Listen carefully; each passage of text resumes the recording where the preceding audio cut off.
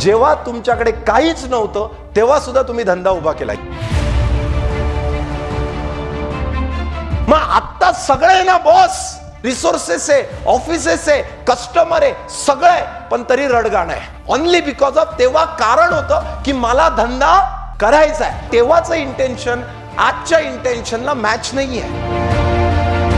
Business आहे दिसतोय, पण तो मोठा होत नाही ना, तो धावत नाही ना, तो पळत नाही ना, तो नेक्स्ट लेवलला जात नाही ना, कारण त्याला फीडिंग प्रॉपर नाहीये ना. माझ्याच इंडस्ट्री मधला माणूस ती एंटरप्राइजेस 100 करोडची करतो, पण मी ते 1 करोडची करत नाही. तुझ्या कॉम्पिटिटरकडे जे आहे ना ते तुझ्याकडे नाहीये, म्हणून तू तुझ्या कॉम्पिटिटरला बीट करू शकत नाही.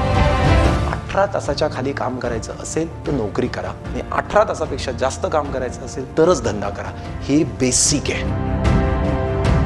आज पण काही लोक काही गोष्टींचे डिसिजन घ्यायला घाबरतात. अरे रिअलाइज करा, आज नाही तर कधी, आत्ता नाही तर कधी. तुम्ही जगताय कशासाठी माहितीये का? सर्व्हाइव्ह साठी. आपल्याला सर्व्हाइव्ह नाही करायचं, आपल्याला थ्राइव्ह करायचं आहे. तुम्ही म्हणतात पैसे येऊ दे मग मी काहीतरी करेन, पैसा म्हणतो तू काहीतरी कर मग मी येईन. जगायला शिका म्हणजे समोरचा विश्वास टाकायला शिकेल. आर यू ऑल विथ मी?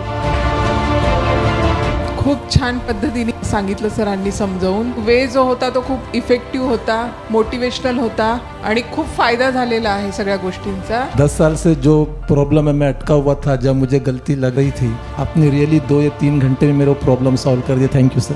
कुंभकर्णाप्रमाणे झोपलेलो होतो, तुम्ही जागवलं.